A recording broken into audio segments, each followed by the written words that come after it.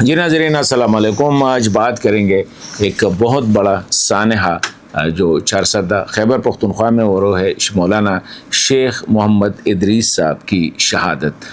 شیخ محمد ادریس صاحب کی شہادت سے کیا اثرات پڑ سکتے ہیں؟ کیونکہ شیخ محمد ادریس صاحب نہ صرف پاکستان بلکہ خیبر پختونخوا کی سیاست میں، خاص کر مذہبی جو سیاسی جماعتیں ان میں ان کا ایک اہم مقام تھا۔ دارالعلوم حقانیہ سے وہ منسلک تھے، وہاں سے شاگرد بھی، مطلب ہے کہ وہاں سے علم بھی حاصل کیا اور پھر وہاں پہ استاد بھی تھے، شیخ الحدیث کہلاتے تھے۔ اس کی فیملی جو ہے کئی جنریشن سے، میرے خیال میں ان کے دادا جو تھے مولانا شہزادہ صاحب جو ہے وہ بھی دارالعلوم دیوبند سے وہ فارغ تھے، مطلب ایک بڑا علمی فیملی تھا۔ اور مولانا صاحب جو تھے، مولانا ادریس صاحب جو تھے، بڑے ایک ماڈریٹ قسم کے، معتدل قسم کے شخصیت تھے، ایکسٹریمسٹ بالکل نہیں تھے۔ 2002 میں جب متحدہ مجلس عمل کی حکومت تھی خیبر پختونخوا میں، اس وقت یہ ممبر پروونشل اسمبلی تھے۔ تو آج بات کریں گے کہ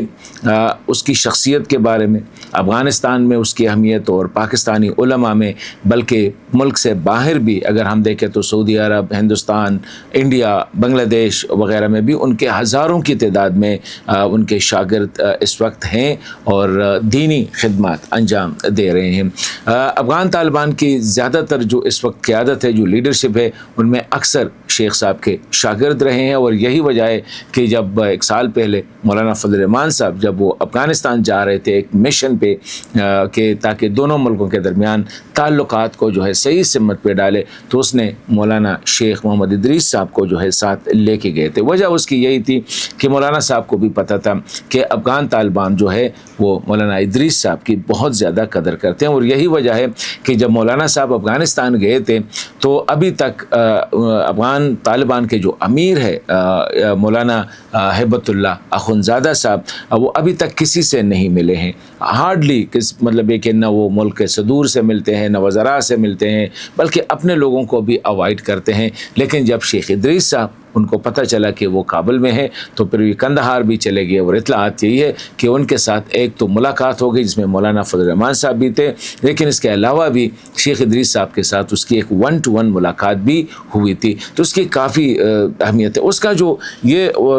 شیخ ادریس صاحب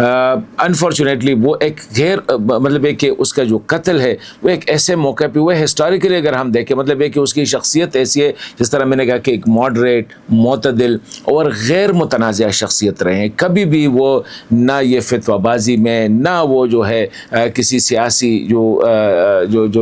یہ جو ٹینشنز ہوتے ہیں یا جو الزامات ہوتے ہیں اس میں کبھی بھی وہ نہیں رہے۔ وہ جمعیت علماء اسلام کے مجلس شورا کے ممبر بھی ہے، رکن بھی ہے، بڑے اہم پوزیشن پہ وہ رہے ہیں مجلس شورا جمعیت علماء اسلام کے۔ لیکن کبھی کسی نے نہیں کہا ہوگا کہ شیخ ادریس صاحب جو ہے یا اپنوں کے بارے میں یا پرہاؤں کے بارے میں اس نے کوئی ایسی بات کی ہو جس سے پتہ لگے کہ یار یہ اس کی حیثیت کے مطابق نہیں ہے۔ چند دن پہلے، ابھی آج میں نے مولانا گل نصیب خان صاحب سے اسی حوالے سے ایک انٹرویو بھی کیا تھا شیخ ادریس صاحب کی شخصیت کے حوالے سے، تو اس پہ تو سب متفق ہے کہ اس کی شخصیت ایک غیر متنازع، معتدل، ماڈریٹ اور ایک علمی شخصیت ہے۔ لیکن آج سے چند روز پہلے اس نے ایک بات کی تھی، اور میرے خیال میں وہ بات جو تھی ایسی نہیں تھی جس پہ اتنا شور ہو سکتا تھا جتنا ہم نے دیکھا کہ افغانستان سے یا یہاں پہ پاکستان تحریک انصاف یا ہمارے پی ٹی ایم کے جو جوانوں نے اس پہ جو ریئیکشن کیا تھا۔ اب وہ کہہ رہا تھا کہ میں عمرے پہ گیا تھا، واپس آ رہا تھا تو زیادہ تر فلائٹ کینسل تھے، مطلب ہے کہ یہ جو پروازیں تھی اسی وجہ سے کینسل تھی کہ امریکہ اور ایران کی جنگ کی وجہ سے۔ تو اس نے کہا کہ پاکستان کو اللہ تعالیٰ نے اتنا عزت دیا ہے، اور پھر خاص کر فیلڈ مارشل عاصم منیر صاحب کو، کہ ان کی کوششوں سے وہ لڑائی رک گئی ہے، ورنہ کہتے ہیں کہ عمرے کے لیے یہ کوئی نہیں جا سکتا تھا۔ تو اسی تناظر میں اس نے پاکستان کی تعریف کی، فیلڈ مارشل عاصم منیر کی تعریف کی۔ اب یہ اس کا ملک ہے ڈیفینیٹلی، اگر وہ، اور اس نے وہ بار بار کہہ رہا تھا کہ میں جو بیان کر رہا ہوں میں حقیقت بیان کر رہا ہوں، لیکن اس کے بعد ہم نے دیکھا کہ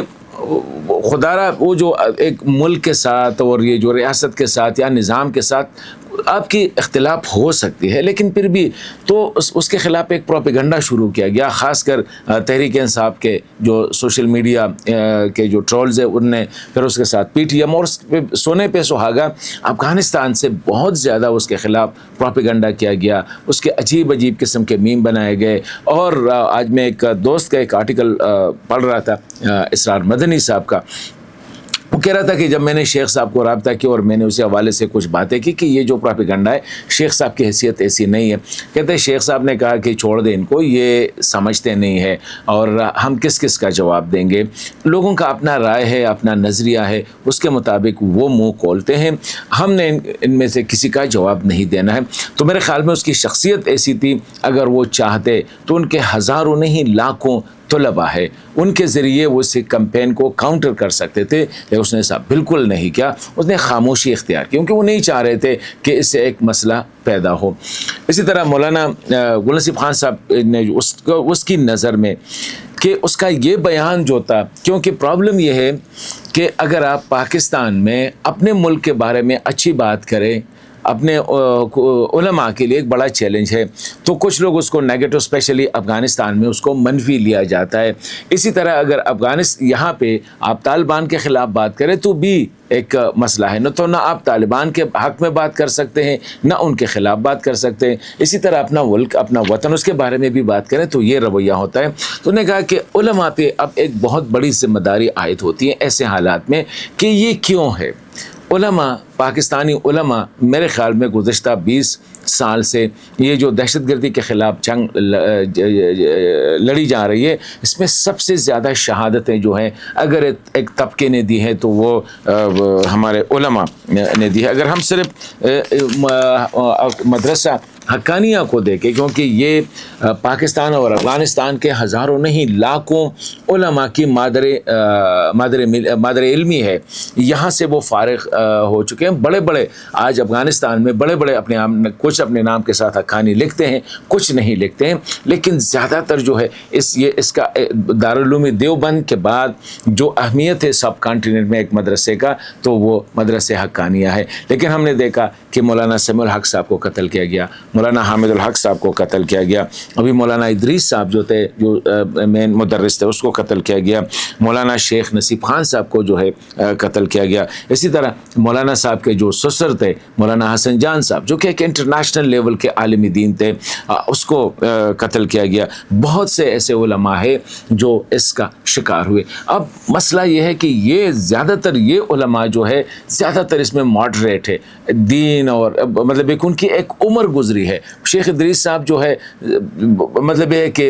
کئی دہائیوں سے جو ہے وہ درس و تدریس کے ساتھ وابستہ ہے، کبھی اس نے جو ہے نا متنازع بیانات نہیں دیے ہیں، لیکن ایسے حالات میں ان کو بھی ٹارگٹ کیا جا رہا ہے. تو جو مولانا گل نصیب خان صاحب نے جو بات کی تھی کہ ایسے موقع پہ اب علماء پہ بھی ایک بہت بڑی ذمہ داری عائد ہوتی ہے کہ ان حالات کو دیکھا جائے، کس طرح ان حالات سے ملک کو نکالا جا سکتا ہے، اور مدرسے کو بھی پروٹیکٹ کیا جائے، علماء کو بھی پروٹیکٹ کیا جائے، مدارس کے جو مدرسین ہیں ان کو بھی پروٹیکٹ کیا جائے، اپنے فورسز کو بھی پروٹیکٹ کیا جائے، اپنے عوام کو بھی پروٹیکٹ کیا جائے، اپنے جو ملک ہے اس کی بھی تحفظ کو یقینی بنایا جائے. تو میں سمجھتا ہوں کہ جن لوگوں نے یہ کیا ہے،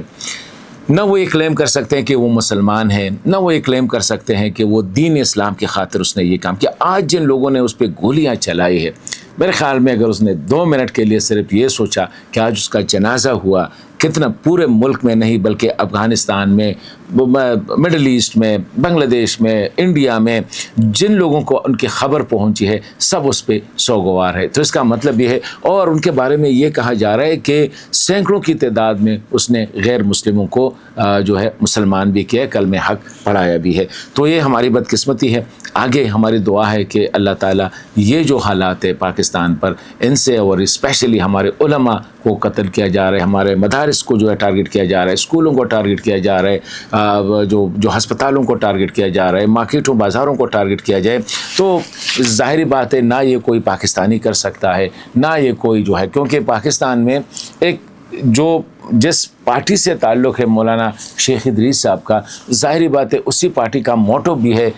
ملک میں اسلامی نظام کا نفاذ، اور وہ ایک بلورک کے طور پر کام کر رہے ہیں۔ آپ دیکھیں پارلیمنٹ میں یا کہیں بھی اگر کوئی ایسا کام کوئی کوشش کرے تو مولانا فضل الرحمان صاحب جو ہے صف اول میں اس کی مخالفت کرتے ہیں۔ تو آگے دعائیں ہماری کہ اللہ تعالیٰ اس ملک پہ رحم فرمائے، اور اسپیشلی وہ پاکستانی اختلاف رائے اپنی جگہ پہ، نظریے کا اختلاف اپنی جگہ پہ، عقیدے کا اختلاف بھی اپنی جگہ پہ، لیکن ایک دوسرے کی جو ہے جان اور مال کی حفاظت جو ہے میرے خیال میں ہر پاکستانی پہ یہ فرض ہے۔ اجازت دیجیے، اللہ حافظ۔